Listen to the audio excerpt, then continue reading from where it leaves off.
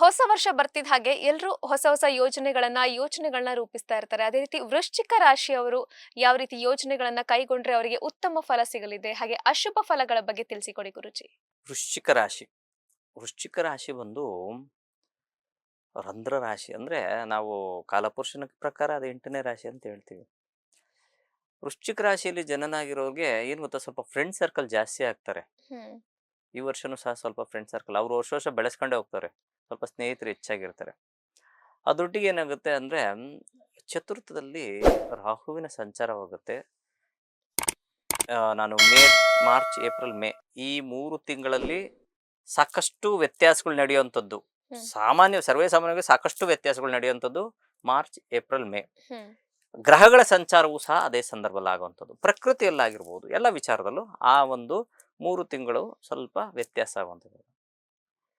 ವೃಶ್ಚಿಕ ರಾಶಿಯಲ್ಲಿ ಚತುರ್ಥದಲ್ಲಿ ರಾಹು ಸಂಚಾರ ಮಾಡಬೇಕಾದ್ರೆ ತಾಯಿಯ ಆರೋಗ್ಯದಲ್ಲಿ ಸ್ವಲ್ಪ ವ್ಯತ್ಯಾಸ ಕಾಣುವಂಥ ಸಾಧ್ಯತೆ ಇರ್ತದೆ. ಅದೇ ರೀತಿ ಏನು ನೀವು ಹೂಡಿಕೆ ಮಾಡಿರ್ತೀರಾ, ಅಥವಾ ನೀವು ಯಾವುದೋ ಮಾಡಬೇಕು ಅಂದ್ಕೊಂಡಿರ್ತೀರಾ, ಅಥವಾ ಯಾವುದೋ ಒಂದು ಭೂಮಿ ವಿಚಾರದ ಬಗ್ಗೆ ಯೋಚನೆ ಮಾಡ್ತಿರ್ತೀರಾ ಅಂತ ಇಟ್ಕೊಳ್ಳಿ. ಯೋಚಿಸಿ ಮಾಡಬೇಕು, ಅಥವಾ ಆತುರದಿಂದ ಮಾತ್ರ ತೆಗೆದುಕೊಳ್ಬಾರ್ದು. ಮನೆ, ಭೂಮಿ ವಿಚಾರ. ಯಾವುದೋ ಒಂದು ಕಾರ್ ತಗೋಬೇಕು ಅಂತ ಹೋಗಿರ್ತೀರಾ, ಅದು ನೀವು ಯಾವುದೋ ಒಂದು ಚಿಕ್ಕ ಕಾರ್ ತಗೋಬೇಕು ಅಂದ್ಕೊಂಡಿರ್ತಾರೆ, ದೊಡ್ಡ ಕಾರ್ ಕೈ ಹಾಕ್ಬಿಡ್ತಾರೆ.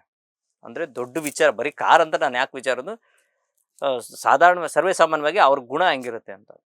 ಹಾಗಿದ್ದಾಗ ಈ ವರ್ಷ ಯೋಚನೆ ಮಾಡಿ, ನಾನು ಚಿಕ್ಕಕ್ಕೆ ಪ್ಲಾನ್ ಮಾಡ್ಕೊಂಡ್ರೆ ಸಾಕು, ನನ್ನ ಒಂದು ಸಂಬಳಕ್ಕೆ ಅನುಗುಣವಾಗಿ ನಾನು ಜೀವನವನ್ನು ಸಾಗಿಸಿದ್ರೆ ಒಳ್ಳೆಯದು ಅಂದ್ಕೊಂಡ್ರೆ ತುಂಬ ಒಳ್ಳೆಯದು. ಇಲ್ಲ ಅಂದರೆ ಖರ್ಚುಗಳು ಹೆಚ್ಚಾಗುವಂಥದ್ದು, ಕಾರ್ಯ ವಿಳಂಬ ಆಗುವಂಥದ್ದು. ಖರ್ಚೆಚ್ಚು, ಕಾರ್ಯ ವಿಳಂಬ ಆಗುವಂಥದ್ದು. ಮಕ್ಕಳ ಆರೋಗ್ಯ ಬಗ್ಗೆ ಆಗಿರ್ಬೋದು, ಮಕ್ಕಳು ಸ್ವಲ್ಪ ಹಠ ಮಾಡುವಂಥದ್ದು ಜಾಸ್ತಿ ಆಗುತ್ತೆ ವೃಶ್ಚಿಕ ರಾಶಿಯಲ್ಲಿ. ಅದೇ ರೀತಿ ಕೆಲಸದಲ್ಲಿ ಪಲ್ಲಟ, ಅಂದರೆ ಕೆಲಸ ಬೇರೆ ಚೇಂಜ್ ಮಾಡಬೇಕು ಅಂದ್ಕೊಂಬಿಡೋದು, ಬಿಟ್ಬಿಟ್ಟು ಆದಮೇಲೆ ಹುಡ್ಕೋಕೆ ಸ್ಟಾರ್ಟ್ ಮಾಡೋದು ದಯವಿಟ್ಟು ಮಾಡೋಕೆ ಹೋಗ್ಬಿಡಿ. ಇಲ್ಲ, ನಾನು ಸ್ವಂತ ವೃತ್ತಿ ಮಾಡ್ತಾ ಇದ್ದೀನಿ ಅನ್ನೋರು ಯೋಚಿಸಿ ಮಾತನಾಡಿ ವ್ಯವಹಾರವನ್ನು ಮಾಡಿದ್ರೆ ತುಂಬ ಒಳ್ಳೇದು. ಅಂದರೆ ಯಾರ ಹತ್ರನಾದ್ರೂ ಕೆಲಸ ತೆಗೆದುಕೊಳ್ಬೇಕು ಅಂದಾಗ, ವ್ಯಾಪಾರಸ್ಥರು ಯಾರೋ ಬರ್ತಾರೆ, ಗ್ರಾಹಕರು ಏನೋ ಒಂದು ಪದಾರ್ಥ ಬೇಕು ಅಂತಾರೆ, ಇವ್ರು ಯೋಚಿಸಿ ವ್ಯವಹರಿಸಿದ್ರೆ ವ್ಯಾಪಾರ ನಿಲ್ಲುತ್ತೆ ಅಂತ ಹೇಳ್ತೀವಿ. ಅಲ್ಲಿ ಸ್ವಲ್ಪ ಏನಾದರೂ ಇವರು ಕೋಪದಿಂದ, ಉದ್ರೇಕದಿಂದ ಮಾತಾಡಿದ್ರೆ ವ್ಯಾಪಾರ ನಶಿಸುತ್ತೆ ಅಂತ ಹೇಳ್ತೀವಿ. ಅಷ್ಟಮದಲ್ಲಿ ಗುರು ಸಂಚಾರ ಮಾಡ್ಲಿಕ್ಕಿದ್ದಾನೆ. ಅಷ್ಟಮಂ ನಷ್ಟಮಂ ಅಂತ ಹೇಳ್ತೀವಿ. ಆ ಕಾರಣದಿಂದ ಸ್ವಲ್ಪ ಯೋಚನೆ ಮಾಡಿ. ಗುರು ಏನು ಶುಭ ಗ್ರಹ ಆಗಿರ್ಬೋದು, ಇವರಿಗೆ ಮಿತ್ರ ಗ್ರಹ ಆಗಿರ್ಬೋದು, ದ್ವಿತೀಯ ಪಂಚಮಾಧಿಪತಿ ಆಗಿರ್ಬೋದು. ಆದರೆ ಅಷ್ಟಮದಲ್ಲಿ ಸಂಚಾರ ಮಾಡ್ಕೊಂಡ್ರೆ ಯೋಚನೆ ಮಾಡಿ. ಆಗಲೇ ಹೇಳಿದ್ನಲ್ಲ, ಮಕ್ಕಳ ಆರೋಗ್ಯದಲ್ಲಿ ವ್ಯತ್ಯಾಸ ಬರುತ್ತೆ.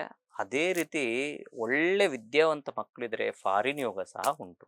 ಯಾರು ವೃಶ್ಚಿಕ ರಾಶಿಯಲ್ಲಿ ಜನನವಾಗಿರುವಂತಹ ಮಕ್ಕಳು. ಈ ರೀತಿ ಇದ್ದಾಗ ಅವರು ಯಾವ ಒಂದು ಪ್ರಯತ್ನ ಮಾಡಿದ್ರು ಸಹ ಪ್ರಾಮಾಣಿಕ ಪ್ರಯತ್ನ ಅತಿ ಮುಖ್ಯವಾಗುತ್ತೆ. ಪ್ರಾಮಾಣಿಕ ಪ್ರಯತ್ನ ಅಂದರೆ ಏನು ಅನ್ನೋ ಒಂದು ಪ್ರಶ್ನೆ ಉದ್ಭವ ಆದರೆ, ಬೆಳಗ್ಗೆ ಎದ್ದೋಳ್ಬೇಕಾದ್ರೆ ನಾವು ಸರಿಯಾದ ಸಮಯಕ್ಕೆ ಏಳಬೇಕು, ಕೆಲಸ ಕಾರ್ಯಗಳನ್ನು ಸರಿಯಾಗಿ ನಿರ್ವಹಿಸಬೇಕು ಅನ್ನೋ ಒಂದು ಯಾವ ರೀತಿ ಪ್ರೋಟೋಕಾಲ್ ಅಂತ ಏನು ಹೇಳ್ತೀವಿ, ಆ ರೀತಿ ಟೈಮಿಂಗ್ಸ್ ಇಟ್ಕೊಂಡು ಮಾಡಿದ್ರೆ ಅದ್ಭುತವಾಗಿ ಜೀವನ ಸಾಗಿಸ್ಬೋದು. ಇಲ್ಲದಿದ್ದರೆ ಎಡವೋದು ಜಾಸ್ತಿ. ಇದು ಸಾಧಾರಣವಾಗಿ ಗೋಚಾರ ಈ ಒಂದು ವರ್ಷದ ಫಲವಾಗಿರ್ತದೆ.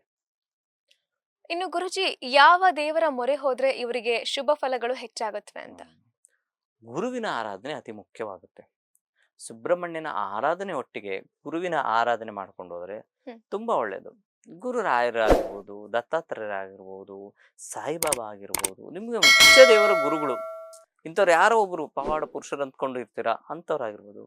ಅಂಥವರ ಆರಾಧನೆ ಮಾಡ್ಕೊಂಡೋಗಿ ಸುಬ್ರಹ್ಮಣ್ಯನ ಆರಾಧನೆ ಮಾಡ್ಕೊಂಡು ಹೋದ್ರೆ ಖಂಡಿತ ಒಳ್ಳೆಯದು ಆಗುತ್ತೆ. ಅದೇ ರೀತಿ ಉತ್ತಮ ಫಲವನ್ನು ಸಹ ಅವರು ಗಳಿಸ್ಲಿಕ್ಕಿದೆ. ವೃಶ್ಚಿಕ ರಾಶಿ ಕುರಿತು ಸಾಕಷ್ಟು ಮಾಹಿತಿಯನ್ನು ತಿಳಿಸಿಕೊಟ್ರಿ ಗುರುಜಿ, ಧನ್ಯವಾದ. ನಮಸ್ಕಾರ ವೀಕ್ಷಕರೇ, ಇದಾಗಿತ್ತು ಈ ಹೊತ್ತಿನ ವಿಶೇಷ. ನೋಡ್ತಾ ಇರಿ ಬಾಸ್ ಟಿವಿ ಕನ್ನಡ. ಲೇಟೆಸ್ಟ್ ಹಾಗೂ ಇಂಟ್ರೆಸ್ಟಿಂಗ್ ಸುದ್ದಿಗಳಿಗಾಗಿ ಬಾಸ್ ಟಿವಿ ಕನ್ನಡ ಚಾನೆಲ್ನ ಸಬ್ಸ್ಕ್ರೈಬ್ ಮಾಡಿ. ಹಾಗೆಯೇ ಬೆಲ್ ಐಕಾನ್ ಪ್ರೆಸ್ ಮಾಡಿ. ಇದರ ಜೊತೆಗೆ ಫೇಸ್ಬುಕ್, ಇನ್ಸ್ಟಾಗ್ರಾಮ್, ಎಕ್ಸ್ನಲ್ಲೂ ಮಿಸ್ ಮಾಡದೆ ಫಾಲೋ ಮಾಡಿ.